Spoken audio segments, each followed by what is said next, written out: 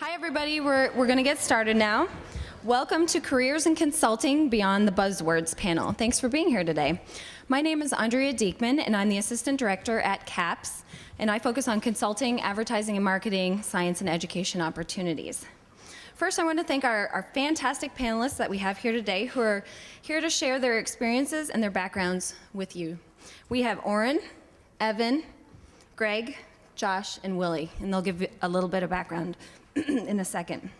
I'd also like to thank Lucy and Francis, two fourth-year students, who helped put this panel together today. They will be around afterwards if you have any questions for them. If you like what you hear about consulting, please visit the CAPS website. CAPS offers many resources related to consulting, such as practice case interviewing, interview case workshops, and office hours. And now I'll turn it over to Oren, who will be our moderator today. Before we get started, I think it would be helpful for us as panelists to get a better sense of what the mix is in the room of second and third year students and other. So if you could just raise your hand if you're a third year student. All right, awesome. And if you're a second year student? All right, very cool. Seems to be pretty well mixed. Raise your hand if you know someone in consulting, you're here because you already are interested in consulting and you just wanted to hear more. All right, very cool. Raise your hand if you don't really know why you're here. Maybe you just followed a friend in, or you think you're in a different panel. You're not sure, and that's okay too. That's okay too. All right, awesome. A couple honest people. There you go. All right, very cool. So acknowledging that there's a really wide variety of people here, it's really important for me as a moderator to make sure that we cover a lot of different bases. So as we answer questions, some of you are going to be thinking, I already know all this, right? And then for other people, it's going to be completely new. So I'm going to try to cover everything that we can, and then afterwards we'll take questions. And so what I hope to do is basically go on a progression of start off with who we are, right? Who are these guys who are sitting next to me? What do we do, right? So what is consulting? How did we end up here, right? How did we end up doing what it was that we were doing? Because I think for a lot of you, you're still trying to figure out, what is it that I really want to do? Then why do we keep doing this? So what are the things about the job that we really like and that maybe that we don't like? And then at the end, once we've convinced you that you all want to become consultants, how do you actually get a job in consulting? All right. So I hope that should cover everything that everyone here wants to know, at least a little bit of what you want to know. All right. So I'll ask the panelists to each introduce themselves. Willie, why don't we start with you? I'm Willie, class of 06. I graduated UChicago with a primarily concentration in philosophy, and I also completed the economics concentration as well. Currently an associate at Diamond Management Technology Consultants based here in Chicago. Been working there, just came out off my 3rd year anniversary. And I think that's a good start. Yeah. Cool. I'm Josh Ackerman. I graduated from the college in 2007, and I majored in history and English. And I'm an associate at McKinsey & Company, and I've been there for about 2.5 years since right after I graduated. I'm Greg Kamstra. I graduated in 2008, political science major, and I work at Bain & Company now. I've been there 18 months. I'm Evan Trent, graduated from the college in 2002 with a concentration in history. Also went back to Booth, got my MBA there in 2006. I've been in consulting about 3.5 years, the first 2 at a small firm called Maricon Associates, the last 1.5 years or so at another small firm called Galton Company, where I'm currently a project manager. Hi, and I'm Oren Lieberman. I graduated in 2002 with a concentration in economics.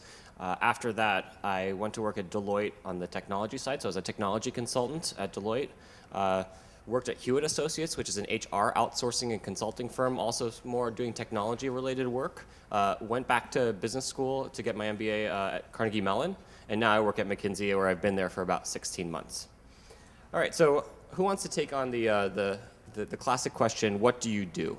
What is consulting? Okay. Who wants to take, come on. All right, Willie, go ahead.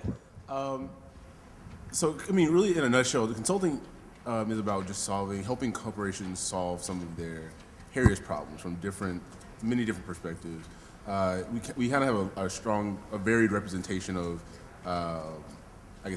focus and expertise in consulting of the panel here. And it ranges really anywhere from more business strategy focus to operations and more technology side, right? So when a corporation really hires a consulting firm, they have a problem, and they might not. They either have an idea of what they think it might be, but sometimes they really don't know what the issue is or how to really identify what the root cause is. And so they bring us in to help, do due diligence, interview people, and just do some, extensive analysis that they don't oftentimes have the manpower or capacity or even expertise to do to identify what those issues are. And again, depending on where you play in the consulting industry, you might actually help implement some of the solutions that you propose. So, I mean, that's kind of I think that's a pretty good overview if anyone wants to add anything else. Do you guys want to add anything? Sorry? I can't really hear. Okay. All right, we'll talk even louder Sorry about into that. the mics. Is that better? All right, cool. One thing that I'll add is that I liken, this is how I tell it to my parents. My parents are musicians, right? They are trained to do one specific thing, so they don't understand this general consulting thing. I tell them, like, I'm a doctor for, sometimes I'm a doctor for companies, right? So companies come and they like literally say, like, we're sick in some way. Either profits are down, revenues are down, we're losing people, we're losing market share. Like, there's some sort of problem, and we're not exactly sure what we need to do, right? So they come to the doctors or the consultants in this case, right, to help them sometimes figure out what those problems are and then prescribe solutions. Sometimes we're more like personal trainers, where actually the companies aren't actually sick, right? But they're like, hey, we have some extra time. Maybe like I should build up some muscle, maybe to help me prepare for or maybe build some fat in order to, for the long winter ahead, something like that. But we tend to operate in one of those two modes. Either you're trying to fix something that's wrong, or you're trying to make something better that may not be bad, but it also could be, it could be better. All right. So I think what would be helpful is if you guys could describe maybe one of your either most impactful projects or something that a project that you thought went really well, to give us a sense of what it is that we do, and then also talk about your role specifically. So on a day-to-day basis, what does that look like, Josh? All right, so I'll talk about one of the projects I did this summer. I've done a lot of work in healthcare at McKinsey, and lately I've been focused on health insurers. So I was working with an insurer. They were the biggest in the state. They had the highest market share, and they had observed that over the past year and a half, they were losing members very rapidly, and that one of their competitors was underpricing them in certain areas. And they came to us and they said, look, we've got a pot of money, and we want to make some, they call it investments, and make some price cuts to try to stay competitive with this, what's going on in the market. Can you come help us do this? So we went to them and looked across the entire state, talked to different agents that sell the insurance to groups, employers that pass the benefits on to their employees. And what we found is that, in fact, the other carrier that had been discounting so heavily over the past 2 years had just begun to pull back, that they had found that they couldn't actually profitably sell the insurance at the rates that they were selling. And so rather than ending up making a cut in this insurer's rates, we went through market by market in the state and said, okay, who are your competitors here? What's selling well, and how are you priced relative to them in each of these places? And how does that compare to the value you deliver versus these competitors? And we actually ended up raising prices in more places than we lowered them. So I think that's kind of an example of the first category of things that Oren talked about, where they sensed that there was a problem, but they didn't have the time or necessarily the methodology in place to look at how they might think about solving it. And so we helped them, and ultimately they ended up not making this whatever $1 million investment in pricing that would have been not impactful for them. And so, Josh, what did your day-to-day sort of tasks include? What kind of things did you do as an associate? Sure. So we split the work into a couple different pieces. One of the pieces was looking at their pricing and trying to understand, literally on a market-to-market basis, were they above or below the competition? Another piece was trying to understand what they had done already internally, and the changes that they had been making that hadn't quite hit the market yet, because we wanted to make sure that we didn't, they hadn't already solved the problem and it just hadn't taken effect. And the third piece, which is what I worked on, was I had conversations with about 45 insurance brokers in the state, and went around and asked them, we tried to understand what's important to the groups that you're working with now. What's really driving their decision to pick one carrier over another? Tried to understand how their groups perceive the value of our carrier versus others. So tactically, this meant, in the beginning, I was developing a list of questions, talking to experts within McKinsey, within the client, and then later on, went out into the field and had these conversations with people, and then came back, aggregated the results, and tried to interpret it all and what it meant in the context of the project. Cool. Would anyone else like to share a project? So I'll tell you guys a story about the first project I ever was staffed to, and my first work stream, actually. And so coming in as a first year at Bain, sorry, do I have to talk louder? All right, I'll tell you guys a story about my first project. So after I got through training, I was staffed to a financial services client in New York, and we were going to be doing a distribution strategy for them. So they had, tens of thousands of financial advisors around the country, and they all sold products to, your parents, you in a few years, various kinds of financial and investment products. And they wanted to get a strategy to sort of make this channel more profitable. And I guess basically one of the big levers is sort of hiring better people, because honestly, like in sales, like you either make the sale or you don't. And this company basically churned through a huge percentage of its agents every year. And so like a third of people would sort of leave and a third of people would get hired. And they wanted to get a strategy where maybe they could hire better people who would stay longer and be better salespeople. And we asked them, well, that's a great idea. And I was supposed to be doing analysis like, okay, I was going to look at all their employees and figure out who sort of had what kinds of backgrounds and what would sort of indicate that somebody was a good financial salesperson. And we asked the client for all this data, and literally they didn't have any records of like where people went to school, what degrees they had, what kind of qualifications they had, where they had come from. It was basically left up to individual managers in the field. So there were like 300 different people that all had sort of hired different kinds of background types. And so we basically had to go and sort of devise a strategy to figure out who are your current employees, where do they come from, where do you source these people from, and how can you hire people that are more likely to stay and more likely to sell. And so, it was a lot of work in Excel, it was a lot of work in Access, it was a lot of very creative problem solving to try to figure out, okay, I don't have any records that sort of have a list of all the employees and a list of all their qualifications, so how can I back into this data and get you an answer about who the best hires are? And so, yeah. Okay. And over how long of a period of time were your projects in both cases? Well, so I was with this financial services company for 10 months, and this part of the project probably lasted 2 months. 2 months. And so it was a pretty quick turnaround. Okay. And then Josh, in your case? Mine was about 2 months. Okay.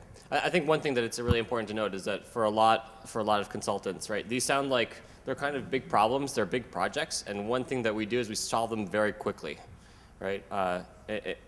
It's not the kind of thing where you spend just all year trying to do the kind of work. I mean, our clients tend to spend a lot of time trying to come up with the answers themselves before they hire us, because we tend to be much more expensive, right? But the big value proposition is saying we bring in folks like these, right? And they say, okay, we have this problem and we need to solve it in 4 weeks, 8 weeks. How do we do it? And I think one of the common themes that you'll hear is that we have to go in and come up with the best answer that we can in the shortest amount of time possible. And so it may not always be a perfect answer, but usually it's a very, very well-informed answer, right? And it's a well-researched answer. Willie, do you want to share a favorite project or a typical kind of project? Yeah, sure. So I guess just to start off, so how many people have flown in an airplane? Yeah. Okay. So I'm currently working for an airline based in the U.S. here, and what we've done for them is revamp their e-commerce channel. So basically, when you buy a ticket today, today you usually go online. You don't usually go to a customer service representative and dial a number or anything like that anymore. So what they were noticing that they didn't have enough stickiness or enough customer repeat customer service on their site, because it just was a little antiquated. It just wasn't up to date. It used a lot of old technology, and people just weren't that pleased with it. But what they did notice is that the customers that they did retain were very loyal, and they wanted to try to figure out how they could capitalize on those loyal customers to help them, spread the word and bring other people into the site. So what we did, so the initial part of the project was to create a community type of site where we told them that if you created this place where all of your loyal customers could come and share their travel experiences and talk about what they love about your brand and what they love about the airline, it'll funnel through and will cause stickiness and have other people come through and also feel like they can share their experiences and identify like what are the good things to do at the destinations that they travel to and things like that. And so, the business case for that was, or I won't go into financials, but basically, Yeah, don't bore us with the finance stuff. That was a different panel.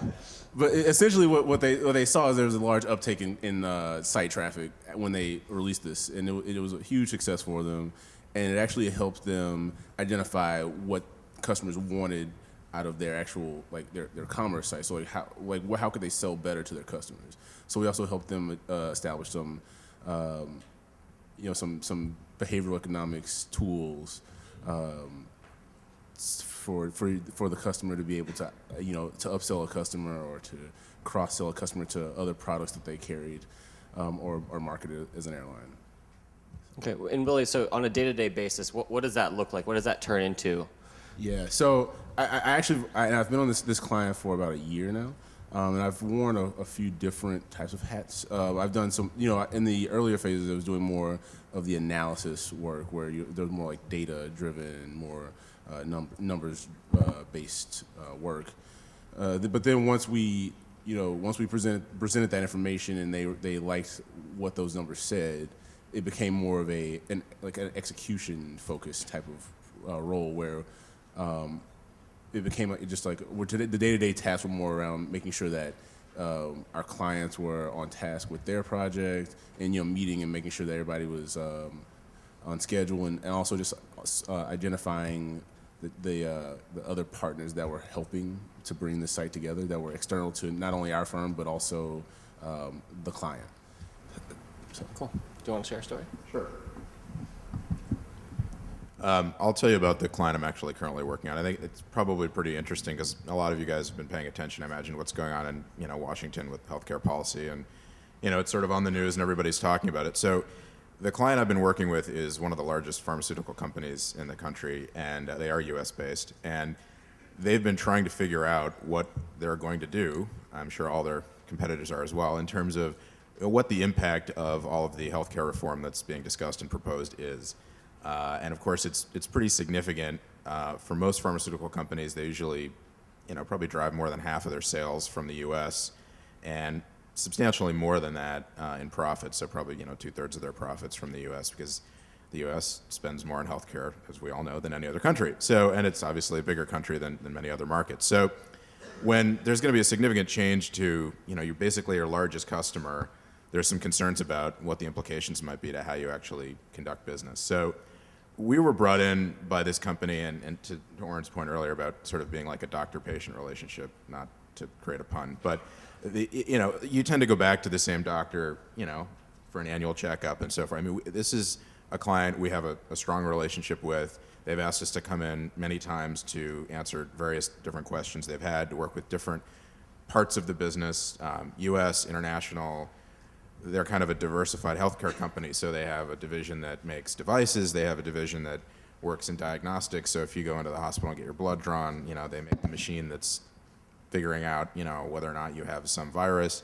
And then they also make pharmaceuticals. So we've been working with different parts of the business over time to try and help them position them to be best positioned for what we expect the reform implications will be. So a lot of what we've done is build economic models around different scenarios. So, okay, if what comes out of, obviously something has actually come out, but prior to that point, modeling what the different scenarios might be. So, if it looks like this, then the implications would be, your financial impact would be X. If it looks like this, financial impact would be Y. Okay, so first let's quantify what we think the impact might be in those different scenarios, and then to build a strategy to actually respond to those scenarios and to, if possible, mitigate the impact, or if that's not possible, then redefine the business model going forward.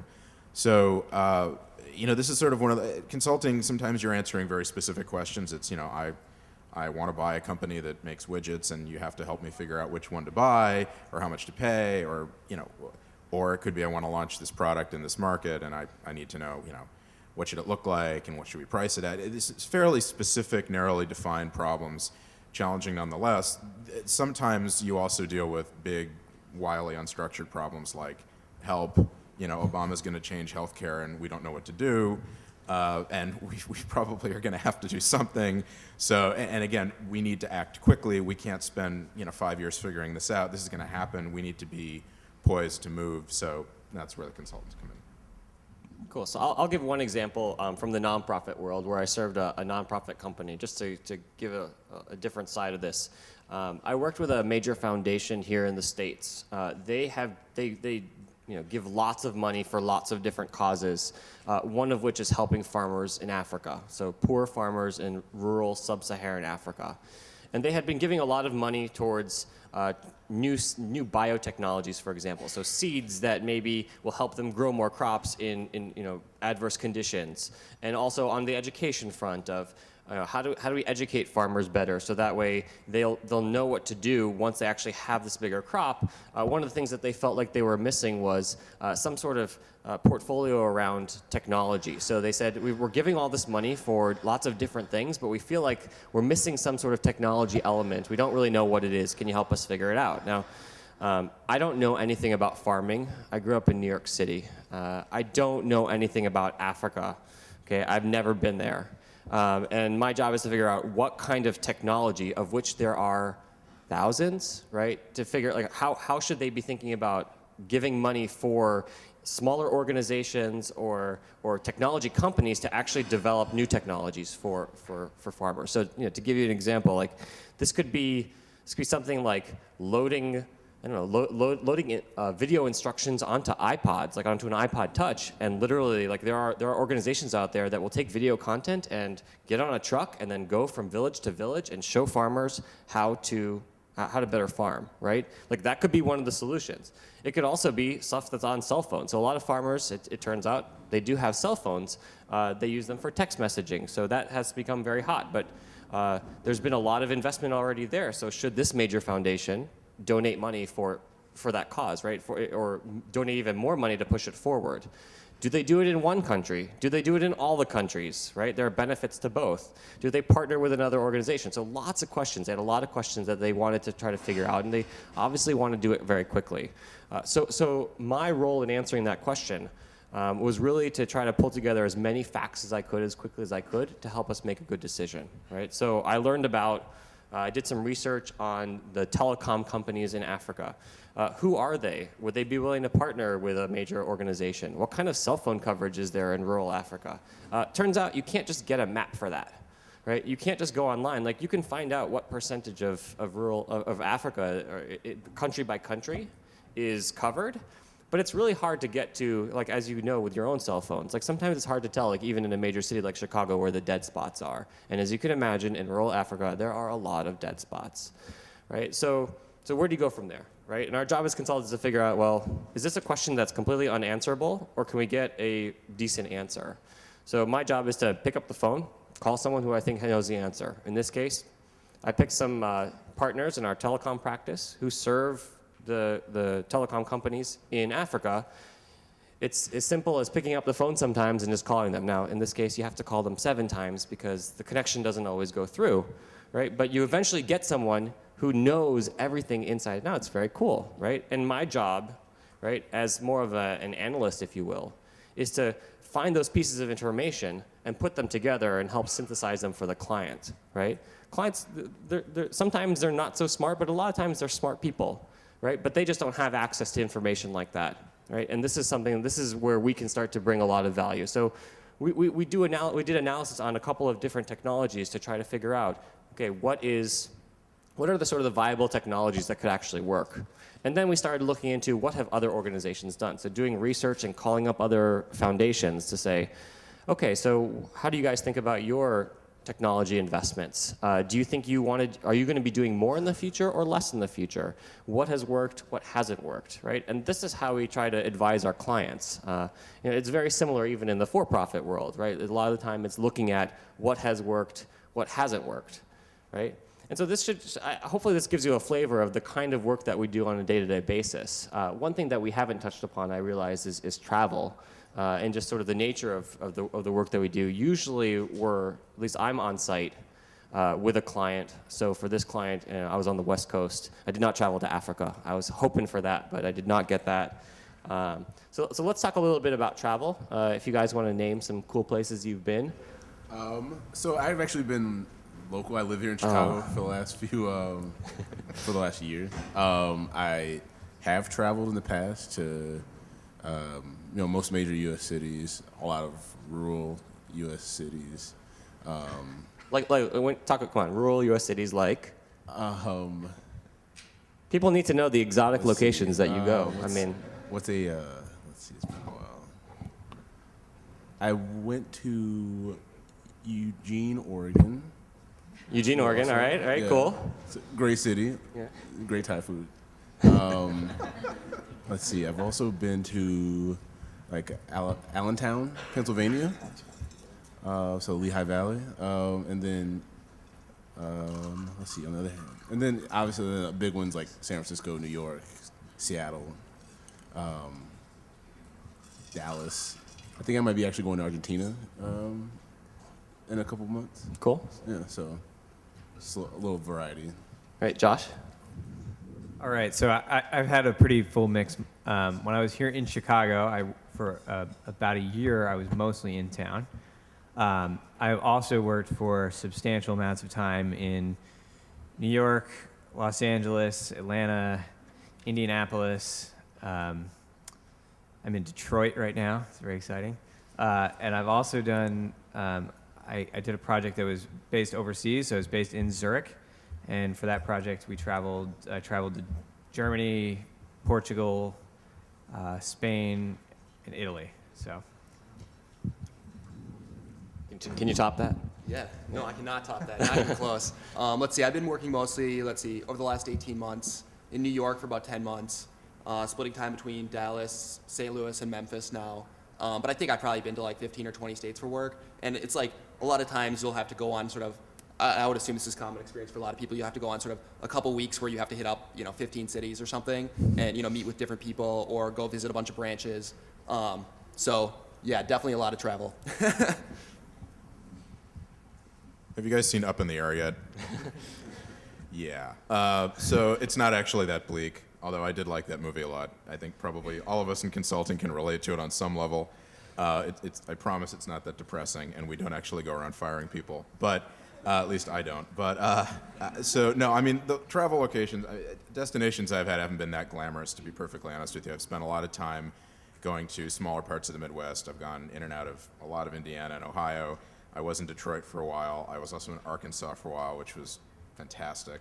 Great barbecue. And let's see, been in Louisville, Kentucky. So kind of in that general corridor. I've also, I had a 6-month project in San Francisco, which was awesome. I've spent time in New York. I've gone to London.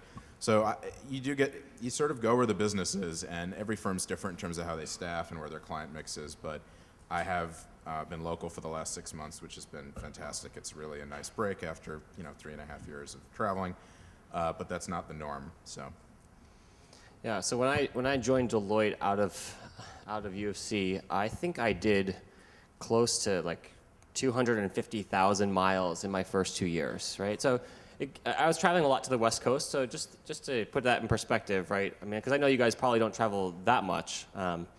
But that's Chicago to San Francisco or Portland every week for like 2 years, pretty much. Okay, and that's a 4-hour flight each way. You lose two time zones coming back. So to paint it in its bleakest picture. Okay, so I was living with my wife, who was my girlfriend at the time. We were living together, and I would leave Monday morning. I'd get up at 4 o'clock or 4:30, head out to O'Hare, get on a flight, arrive at the client around 10 or 11, okay?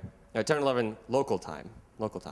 And then, you work all week, and then I'd come back on a red eye, okay? So for those of you not familiar with the red eye flight, you get on the plane at 11:30 at night or midnight, and then you arrive at beautiful O'Hare, and it's 6 o'clock in the morning, right? And so it's Friday morning at 6 o'clock, I'd come home. I would get into bed my wife would go to work, right? And that's kind of how we lived during the week. It was so that's the bleakest, right? At McKinsey, it hasn't been that bad, luckily. I will say that Do you have in all the bleaker? times I've worked on the West Coast, I've never taken red eye for work Okay. back. Yeah, neither have I actually. So, Okay, so you're just a glutton for punishment. yeah, I'm a glutton for punishment. That's all about. I'm a really hard worker. That's all it is. But I've been to a lot of the same places that these guys have been to. I also had a chance to travel internationally, so I spent 6 weeks in Mexico City just a couple of months ago, and that was actually pretty cool. That's also actually a 4-hour flight. It's pretty far, but there's no time zone change. I don't speak a word of Spanish, and that made it really challenging, especially working with clients. But that was one of the things that I really enjoyed. You show up in a new place. You're told not to drink the water. You're told not to get into any just random taxi cabs and things like that. And you just have to figure out how to get to where you need to go, and you make it work. And clients there have very similar problems as they do here. So I'd like to transition now. We've talked a bit about who we are and what we do. I'd like you guys to just sort of describe how it is that you knew that you wanted to be a consultant, if you did, or did you just sort of stumble into it? And then talk a little bit about why you continue to be a consultant. Who wants to take that one? Okay. Why not? We'll mix it up. We'll go the other direction. In all honesty, I more or less did stumble into it. I was at Booth, and I had thought about it. I'd considered it as a career, but I hadn't decided for sure that that's what I wanted to do. And I sort of sniffed out a number of different opportunities in different fields. And I think really what it was that drew me into consulting was that I have always been interested in, and still am to this day, basically what is it that makes some businesses successful? What is it that makes some fail? Or why does company A lead the market and company B is always struggling to keep up? What's going on there? I mean, so some of it is, secret sauce or whatever. Some of them have patents. Some of them have brilliant people running them. But what is it? I mean, how do you get inside that and really come to terms with it, and then understand what those principles are of management not only of stuff, but of people, of money, of talent, of complex markets. I mean, there's so much that it takes in order to be successful and to lead an industry. And my background is entrepreneurship, and it's probably where I'll end up going back when I'm done with this consulting gig. And so what I really wanted to learn was, what is it that what's it take to be successful in terms of launching a business and running a business. And I was hoping that I'd be able to learn that and then apply that to my own business endeavors in the future. And I will say consulting has definitely offered me a view into that. I mean, the one thing I'll say is that most of the clients, at least that I've worked with, have been gigantic corporations. I mean, my first 6 months in consulting, I worked with, I think, 2 of the 5 largest companies in the world, and these are like sprawling corporate. This is not like helping somebody run like a fruit market. We're talking about, lots of zeros after all the numbers, and you're trying to figure out like how is it that anything gets done here, because there's so many people and so much stuff and so much complexity. So taking what you learn in that environment and then applying it to a startup, it's not going to map perfectly, but I still maintain that a lot of the principles of good business are transferable, and that's what I was looking to learn, and I have learned a lot of that. So, yeah, just one note on the size of these companies. I mean, just if you think about the companies that you read about in the newspaper, right? Think about just like Target or Walmart. You walk in, and the people that you interact with in that store, right? They are many, many, many levels away from the people who are making the key decisions in those companies, right? So just think of all the layers and all the things that have to happen. And so I think for a lot of consultants, it's really fascinating just to work with all those different aspects and understand all the interrelated pieces of how these companies work. Okay. Yeah, I would definitely totally agree with that. I'm also somebody who stumbled into consulting, so I didn't have a business background. I was a political science major. I'd worked for the government in internships, and my 4th year, I really got serious about looking in the private sector, and I think that's a common experience for a lot of people. And consulting sort of naturally drew me because I like complexity and I like uncertainty, and I sort of like to just see different things. And I remember one of my first mentors at Bain, one of my trainers actually, she kind of looked at all of us and said look guys, some of you are going to love it here, and some of you are going to move on in a couple years because you decide this isn't an industry for you. She's like, my experience has been that people who like consulting are people who sort of love the ride of it. They love like all the uncertainty and the complexity, and they can appreciate all the weird, quirky things you learn about clients and all the weird situations you get into. And I think that's totally true. Like, my best experiences in consulting have been the ones that are sort of at 1 a.m. in a just completely improbable event, and you're kind of working on some major problem that came up, and no one could have foreseen it, and it's sort of almost too crazy to believe. It's moments like that that I think draw me to the job, and that's the kind of, I feel like that's a real line between people who kind of really like that and get into it and people who don't. So that's what I'd say. Yeah, I would agree with a lot of what they said. I mean, I think, honestly, to be blunt, consulting is not the kind of thing that you grow up thinking like, wow, I want to be a consultant. My path here actually, believe it or not, started where you're sitting right now, and came to taking the next step and was like, well, I majored in history and English, and what the hell am I going to do now? So I came into the consulting presentation. That was literally the first time I had thought about it. I think so I always knew that I wanted to go to grad school. That's still on the horizon. I still really have no idea what I want to do with my life long term. But I think what drew me to consulting was that being somebody that wasn't sure what I wanted to do and wanting to have a diversity of experiences, I think has definitely fit the bill. So having been able to work at so many different clients and do so many different things has really given me a good sense of what's out there, and perhaps more importantly, I've learned a lot more about myself in terms of what kind of things I like and what kind of things I don't. So I think, you'll be most happy in consulting, I think, if you take that lens and to use Greg's words, kind of go along for the ride, because you're not always going to be able to do exactly what you wanted to do in terms of projects or the clients you serve. And I think it's been helpful for me to try to soak it all in and see it all as a learning experience. So that said, I really enjoyed it. I think it's a fantastic thing to go do, even if it's only for a little while.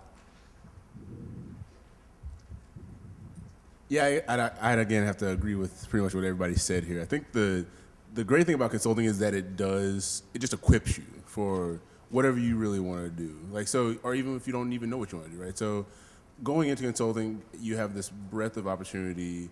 You get to see lots of different businesses and how they work. You learn, what you like about how certain things that happen in certain industries and what you don't like about what happens in certain industries. And, whether you choose to go to B school, whether you choose to go, to law school, whether you want to set out on your own and do something different, whether you decide to go into one of those industries that you've worked in as a consultant, you get that exposure and you get that variety. And it's just a great, toolkit that you get from just hopping in this industry. So that's really the reason I'm here. So.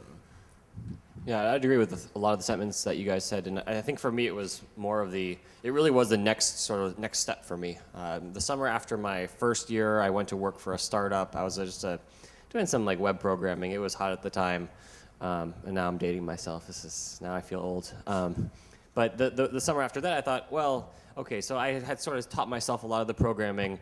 Maybe I should figure out how the real guys do this. So I went to work for a web development firm here in Chicago. I thought, I'd get exposure to how the professionals code websites, and then I realized that summer that I'd never want to be a programmer. That is not what I want to do with my life.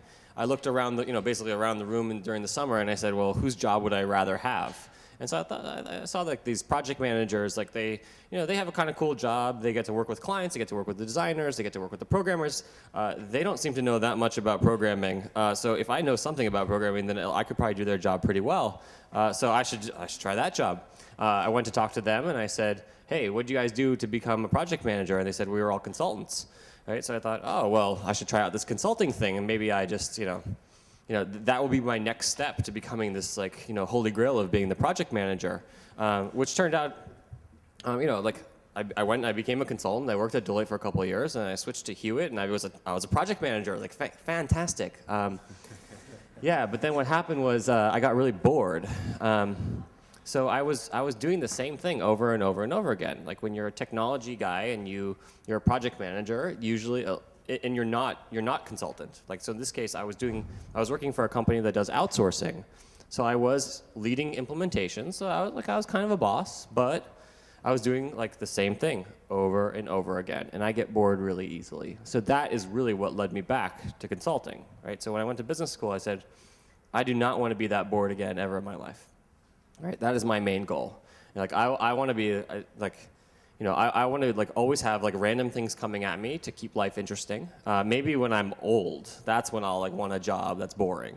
But for now, I want something really exciting, and that's kind of what brought me back. And to this day, like I really have not had any boring days. I work really hard, but things are constantly changing. My clients are constantly changing. I mean, to what you guys said, like clients are always facing new issues. And they change at random times, and they change at lots of inopportune times. So you have to be able to roll with the punches. So I would say that if you get bored easily, and you like new challenges, really ambiguous challenges sometimes, or you just, I don't know, like you like working on problems. Like it's exciting for you to work late on a problem that you don't really know what the answer is yet, but you know that if you work hard enough that eventually you'll get there. Like if you can live off of the high of solving complex problems, and this is a great job for you. All right, so we've talked about like what we really like about consulting. Let's talk about what we don't like about consulting. I'll start. I left consulting because I got tired of traveling. That was at that point in my career, I just felt like I was on the road a lot, and I wasn't getting enough out of it. Like I felt like I stopped learning, and at that point, the travel really got to me. I sort of wanted to be home. Felt like if I was going to get married, like I should actually like spend time with my wife, like a little bit more. That has since passed since I travel again. But I'm at a different point. I'm at a different point in my life, right? So and this is why this program is about taking the next step. You're constantly reevaluating, right? Like, it's not taking like the final step, okay? That's getting married.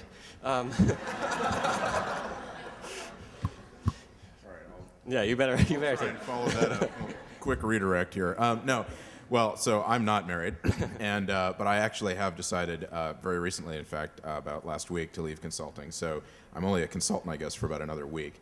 And so I think I'm in a good state of mind to answer the question about why do people stay, why do they leave, and what's the tipping point, you might say. For me, it's approaching 4 years, and I think.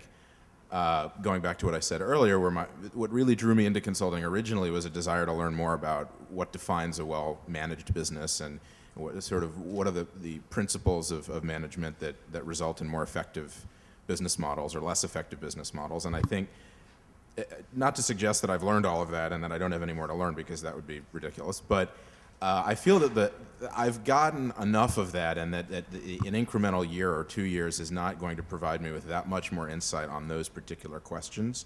And I think that I'm at the point where if I stayed for another year or two, I would just become a better consultant, which isn't in and of itself so bad, but that's not strictly speaking my objective. I think I'm a pretty good consultant. I certainly would like to be better, but I'm not going to stick around for another year or two so that I can become a better consultant. I came into this to learn certain things and to gain exposure to a lot of different industries, a lot of different business models, different people, different cultures, businesses, and operating in different markets, and I've gotten all of that.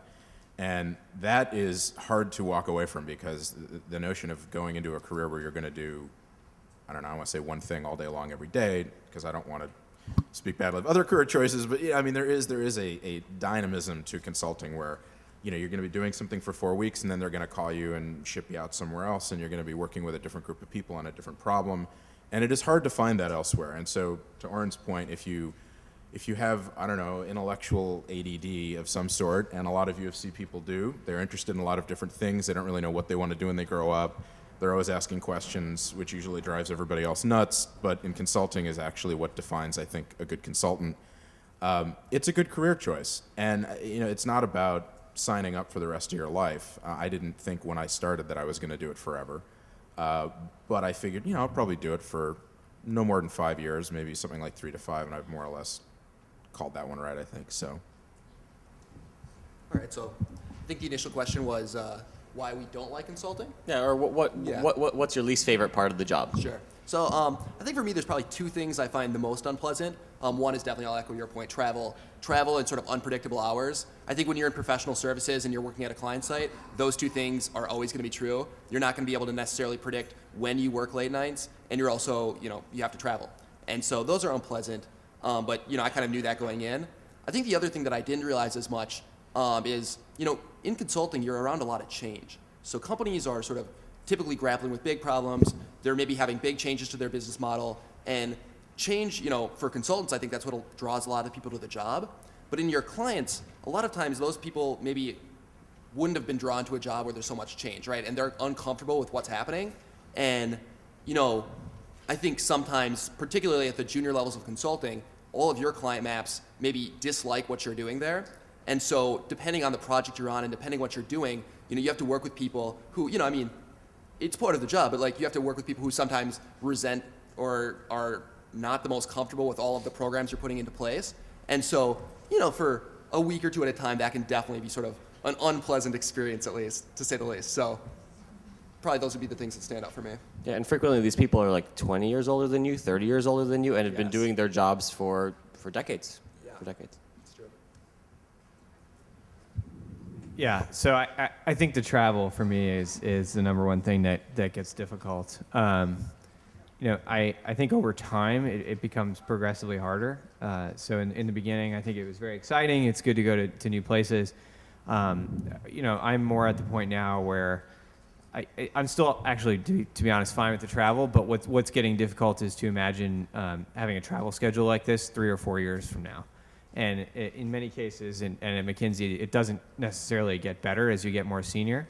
And so that's sort of dissuaded me away from necessarily staying on a partner path track. The other thing, which is more of a minor issue, but something I'm not crazy about, is that and you'll find it sometimes you'll be at clients for a long time. So you might be there up to 6 months, maybe a little longer. And you begin to develop at that point pretty foundational relationships with people in the client, and you really get to know them very well. And when you're more junior, it's not necessarily always the case that you would ever be able to come back to that client in the near term. And so there is something of a sense of you get invested in different people, and then you kind of move on, and you probably won't ever see them again, and you never really you can stay in touch and find out how things went, but beyond that your contact is pretty well limited. So I think that can be frustrating just from a personal standpoint, that people you end up spending a whole lot of time with, it's difficult necessarily to have that same arrangement again.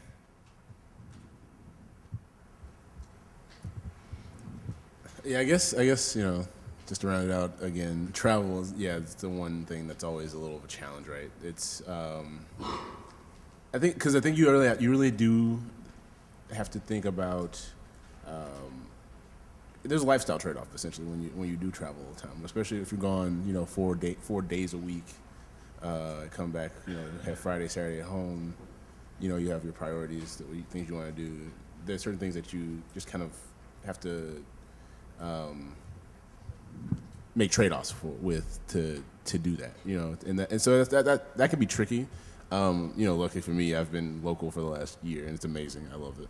Because you get all the benefits of the job, but you don't have to travel. So, but I think that's really the big one. Yeah.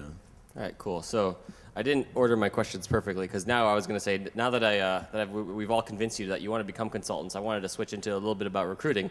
Of course, we just talked about the things that we don't like, but just ignore that part for a little bit. Assuming that you want to become a consultant, let's talk a little bit about recruiting. A lot of people want to know, what are consulting firms looking for, right? Do you have to be a math major? Do you have to be an econ major? Clearly, you don't, right? I think in all of our cases, or some of us are econ majors, but you don't have to be an econ major. So let's talk a little bit about what you guys think, and for those of you, especially if you've done any interviews and things, what do you think that when you're interviewing people, you're looking for, and your companies are looking for in candidates? Go ahead. All right. Well, I obviously can't speak for all the firms. I think there are some things that we all look for.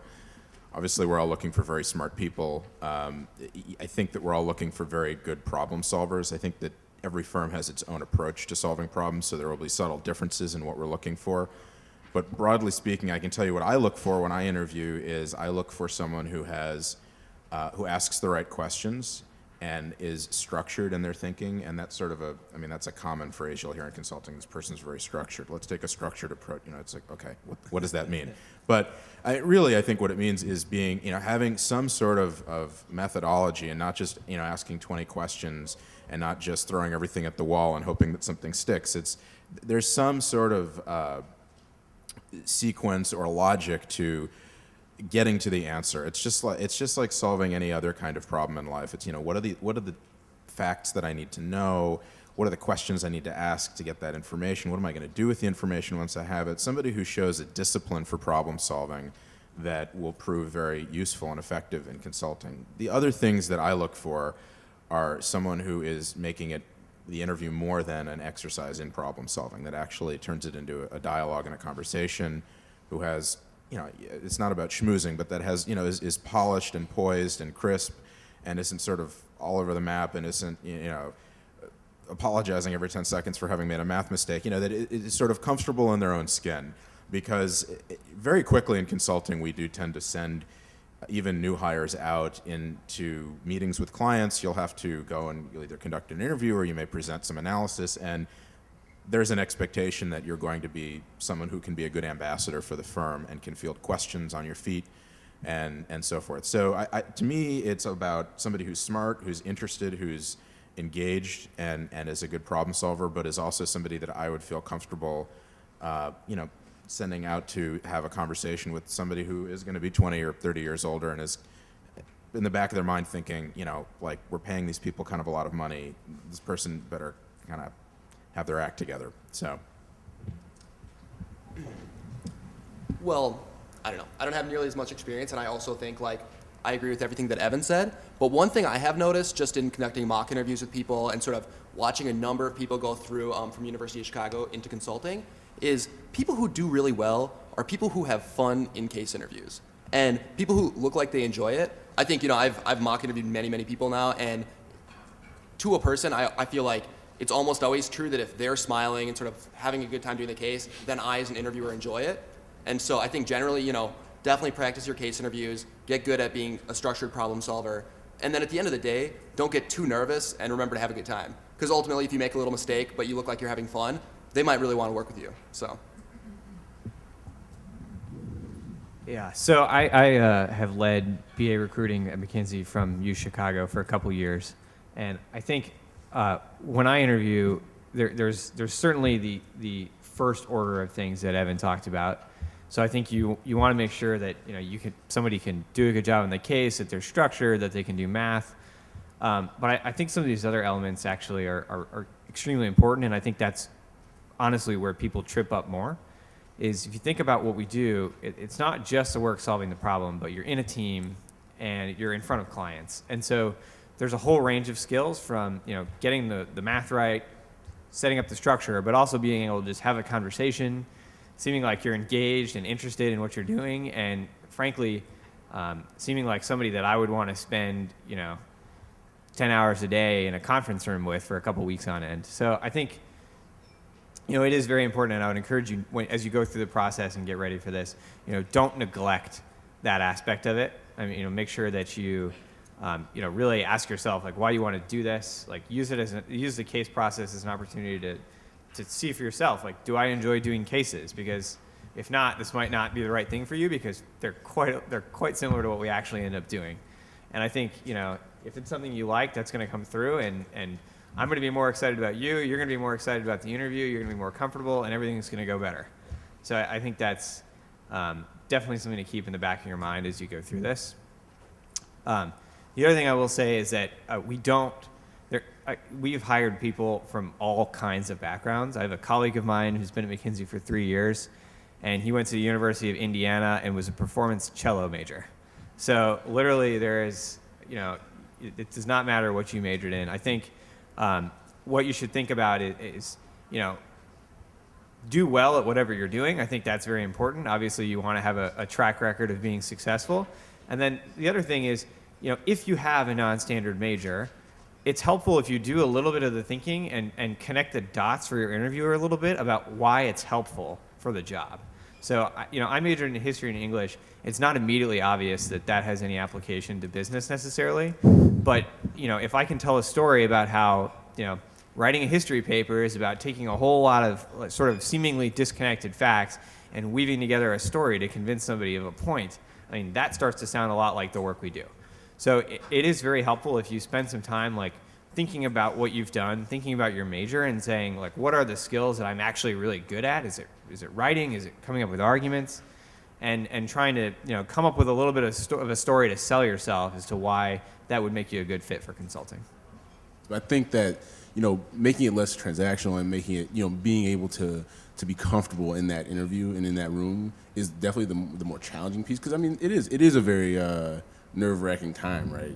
You're trying to get a job and there's a lot of competition, and but if you can make yourself feel comfortable and you can make the viewer feel confident in your abilities, that goes a long way, and I think that that's one of the things that I would emphasize greatly. And then secondly, just being able to connect the dots and tell the story, know your resume, know what your experience is, why your experiences have led you to where you are right now, and it is okay if the experiences that you have on your resume are very different and varied, but if you can tell that story and connect those dots to why you're here sitting in that interview seat that day, I think that that'll help you again, and I think that the interviewer will understand that and appreciate that, and I think that's just those are probably the two most invaluable pieces to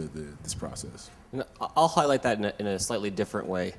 If being an expert in one particular field was the way to solve problems for clients, right? So if insurance companies only needed insurance experts, right, to solve their problems, then there would be no reason to have consultants, because the insurance companies should be the experts in their area, right? They do this stuff more than we do, right? They sell insurance. That's their business, right? So the people who are successful consultants are the ones who are, no matter what it is that their field is, right? They've been very successful at what they do, whether or not they're chemists, they're cellists, right? There's something about what they do, right, that makes them successful. They follow a process. They're methodical, or there's something about that, right? And so think about what it is that you're good at, right? And try to abstract it a little bit and say, well, what am I really good at, and how would I bring that into a team? Teamwork is also a huge component of what we do. The objective is not to hire 5 people, put them on a team, and hopefully one of them gets it right? Gets the problem right. It never works that way, right? The 5 people bring their backgrounds together in order to get the best answer, right? That's typically how it works, right? So don't think that it's just if you don't have a business background or you don't really know anything about business, that's going to make you ill-suited for this job, all right? I think it's probably worth it now. It's 1 o'clock. We have about 15 more minutes. I'd like to turn it over to you guys so that you can ask the questions that are on your mind. Nothing is too elementary. Hopefully we've covered a lot of the questions that you had on your minds. I know I'll be around for the lunch tables to answer questions. Feel free to reach out to us as well. I think we're here because we want to help, right? If we didn't want to help, we certainly wouldn't be here. I think also, one thing I'll also add in is that it's really important that you use the resources that are available to you on campus. So that includes CAPS, right? I know that when I was a student, I know it was a long time ago, but a lot of people were really hesitant to go, oh, they can't help me. It's really important that you go use those resources first, because I've gotten a couple, every once in a while, you get an email from a student or you get contacted, and they'll send you your resume, but you look at it and you go, if they had spent 5 minutes at CAPS, this spelling error would have been caught, or these other kinds of things that would be very basic things would be caught, right? And if I'm looking for top talent, or I'm really trying to give you advice, right, you should get those basics right, and you should make sure at least you have your, those things covered. And CAPS is definitely the first place you start, right? And then, certainly come to us for more help. The other thing I would add about CAPS specific to consulting is do go to the practice case interview days and put yourself through 1, 2, 3 of those before you go through the process. Those were immensely helpful for me, and the people who conduct them actually, I go do those. So they're folks that are often on the other side of the table, and they will give you real advice. So I think it can be very, very helpful to go do that. All right, so let's open it for questions. Do we have a microphone, or we don't? All right, so who would like to ask the first question, and really loudly? All right, we'll start in the front. Hi, my name is Vincent. I'm majoring in mathematics. So, where do you guys see yourselves 5 to 10 years from now? So the question for anybody that couldn't hear it is, where do we see ourselves in 5 to 10 years? I have no idea, honestly. I mean, for now, like I said, I take it literally 1 year at a time, right? I say, last year was great. I had a really good time. I really like the projects I've been working on. I like my clients. I like the people I work with. I'm really stimulated. I'll keep doing this. Like, this still feels like the right thing. In a year from now, in 5 years from now, I don't know. I honestly have no idea. I do feel though that I will be at whatever it is I decide to do later. Like, I'll be able to do. Like, I've worked with insurance companies. I've worked with pharmaceutical companies. I've worked with nonprofits. Like, if I can figure out like technology in sub-Saharan Africa without having been there or knowing really anything about it, like, I should be able to figure out it, at that point. Yeah, I think that's actually a really good point. I mean, the one thing about consulting, this is going to sound quaint, but it's sort of the same as having a degree from the U of C. And this, I think I feel very prepared to take on a lot of different challenges, and to I sort of feel like life will sort itself out, and whatever challenges face me, I'll figure out a way to tackle them. The U of C, sort of provides a different type of foundation. Consulting is very good at turning you into a versatile problem solver who can quickly get up to speed on problems and kind of climb the learning curve. I've had to think a lot about what I'm going to do in the next 5 to 10 years because I've just been talking to people about it and trying to convince them to hire me. So I decided to leave consulting to go into private equity, and I don't know how many people here even know what that means, but basically what it is that I'm hoping to do with what I've learned in consulting is apply a lot of that to smaller businesses. So the private equity firm I'm joining it has a portfolio of companies that are vastly smaller than those that I've worked with. They're obviously by definition not publicly traded. So it's not about getting their stock price up, it's about growing the value of the company, because then the private equity firm wants to sell it and make a bundle. So what I see myself doing in the next 5 years, I don't know about 10, but in 5, is sort of helping executives run small businesses, which is not all that different than what I've been doing for the last 3.5 years, which is helping executives run large businesses. So it's not that different, but I'm more passionate personally about small and medium-sized businesses. So.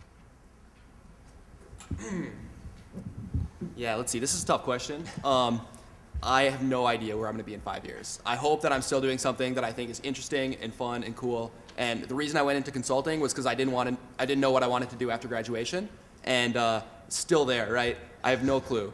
But one thing I will say is that one of the big values that I saw in consulting was, just like these guys are saying, it teaches you how to solve problems. And at the end of the day, if you can solve problems for people, you're going to be able to get hired in a lot of different areas. And you'll be surprised, like, if you go into consulting, people really value that. And when your clients, you might get approached with some of your clients with job offers, or, very early in your career, headhunters start calling and saying like, hey, there's this corporate strategy group, there's this private equity firm, they're looking, And so my perspective is that I sort of take things, a couple months at a time, and I evaluate all those offers, and I talk to people on the phone, and I, would entertain kind of anything, and then I'll go wherever it's interesting. So. Yeah, I had a training program right after Thanksgiving for 2 weeks, and one of the partners from McKinsey was there, and I was having a conversation with him over dinner. And this guy has been, at McKinsey for 8-9 years. He's a partner, and what he told me every year, he sits down with his wife and figures out, is this something I want to keep doing for another year? Do I want to go do something else? Does it still feel right? Is this still the right schedule? And I think that. That's actually, I think, the way a lot of folks think about consulting, and I think it's a good way to think about it, because your life is going to change, and this lifestyle is sort of to one end of an extreme. So I think a lot of people probably would have a hard time. A lot of people who are consultants would have a hard time, by definition, saying where they're going to be in 5 years. Personally, I've as I mentioned earlier, I've always wanted to go to school, go back to law school actually. I applied last year and got into the U of C and deferred. So I think I will I'm going to start in this fall. So I think that's the next step for me. And after that, I want to try being an attorney, see how I like that relative to consulting, and then make a decision. But that's where I'll be as of this fall. So I guess, again, same answer. 5 years from now, who knows? It's definitely one of the. I mean, it is just one of the type of jobs where it is a very much a function of your lifestyle and the life changes that you have. And it's hard to predict where your life will be in 5 years. And consulting is definitely one of those. And that for at least for people that I've worked with, my mentors at the firm, and for myself, I think that you really have to see those changes before you can make a fully informed decision about what's going to happen. So I don't know. All right. Stand up. From the conversations that you guys and anecdotes that you've given, it seems that everyone has a perfect track record. Has there ever been a situation where you've not been able to come up with a solution, or the solution that you came up with was not successful? All right, so the question was, have we ever failed, basically, as consultants? No, it's a good question. It's a good question. A lot of the times, I mean, at least for me, like the projects, frequently the projects that you work on is a strategy. It's a multi-year strategy, right? So it can be very difficult to track that. And that's one of that is sometimes very frustrating. You say, I've come up with this great plan. You're going to save X million dollars over the next 10 years or 5 years or even 2 years. And the problem is that, number one, it's far out and you've already moved on to another project. But then the other problem is things change really quickly. And so whether or not you had the best idea or the worst idea, everything could still fall flat. So I don't have any particularly bad examples. I don't know if, do you guys have any? I've got a story. Yeah. All right. He's failed miserably. I'm really a bad consultant, actually. Okay, so actually I'll kind of tell the tail end of a story I told earlier, which was we were at this financial services company. We were coming up with a hiring strategy. And one of the things Bain tries to do, and I think a lot of consulting firms try to prove this to clients, is, you come in, you're trying to solve a problem, and at the end of the day, the company doesn't want you to sort of give them the perfect answer necessarily, because a lot of times they can't implement it, or for whatever reason it sort of falls flat. And so your job is partially to come up with the right answer, but it's also to come up with an answer that they can actually do. So when they come to work on Monday morning, they actually know okay, this is what I'm going to execute against. This is a plan I can actually do something with, and this is going to change how my company works. So I was actually tasked with building a model to say, who's actually valuable to hire? What kinds of individuals do you have sort of a positive NPV, so to speak, of you bring them into your firm, they're likely to make you more money than they'll cost you, right? And so, we did all kinds of data gathering, all sorts of different backgrounding, and kind of trying to figure out okay, how much is this person likely to cost us and how much are they likely to make? And, let's discount that over, 10 years and then see where we are.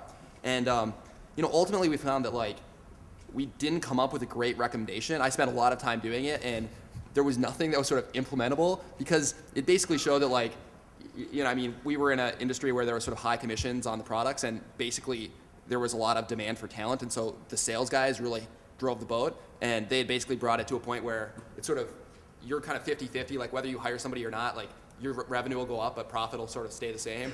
And that's not a great answer for the client, because it's also ultimately something that doesn't help them run their business better. And so we looked back at that and realized we're kind of doing the wrong exercise here, right? We spent a bunch of time and energy investing in something where, at the end of the day, we can't tell them anything that's going to help them run their business better.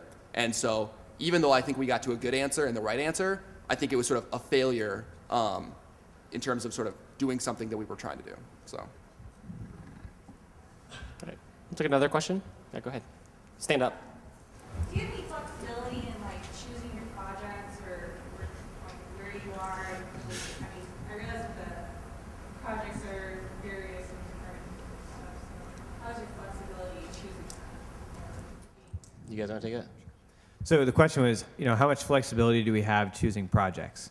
So I think, so if you were to start at a place like McKinsey, straight out of undergrad, you'd be what we call a business analyst. And the way it works at McKinsey is, and this will be slightly different from firm to firm, but basically there's a big pool of projects. In our case, it's the entire McKinsey pool.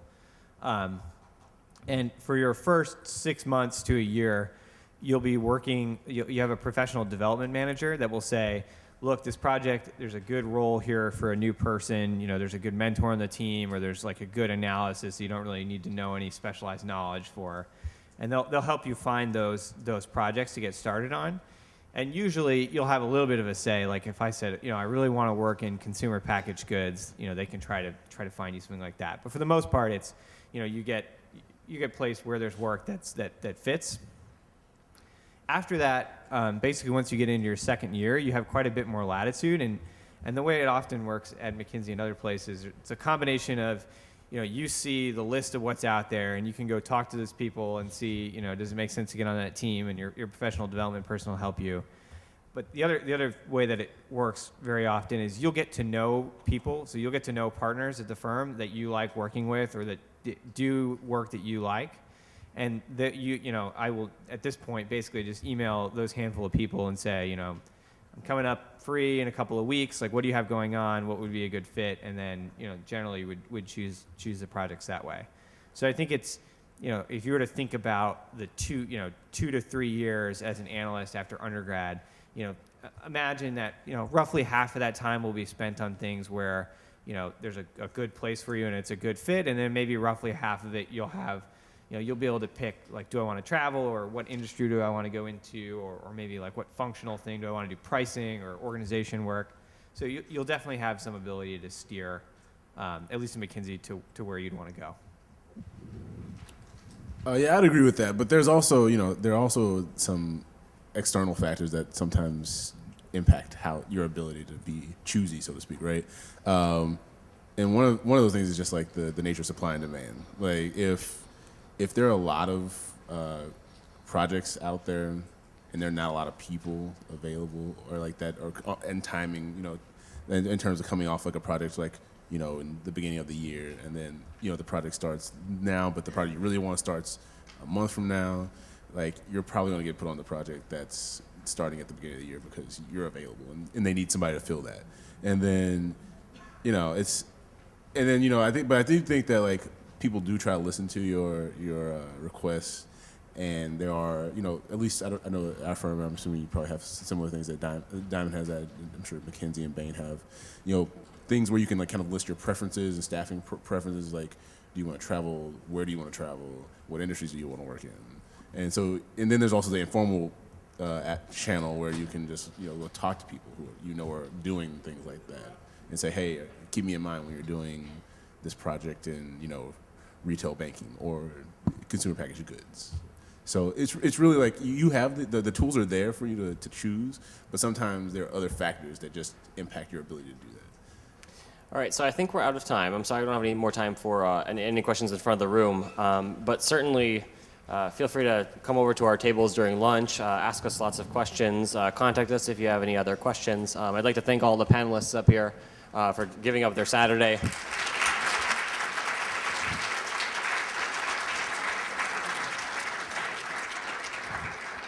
And good luck.